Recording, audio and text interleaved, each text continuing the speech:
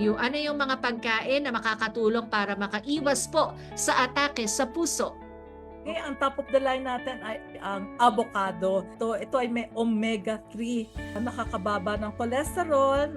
Ang watermelon, ito ay may lycopene, antioxidant, no?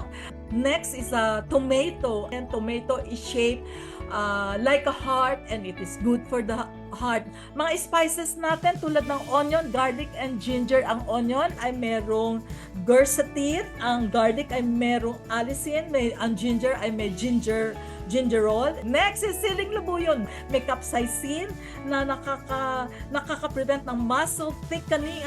So green leafy vegetables. Next is berries, no?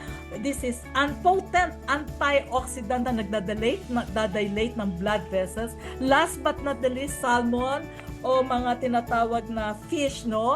High in omega-3.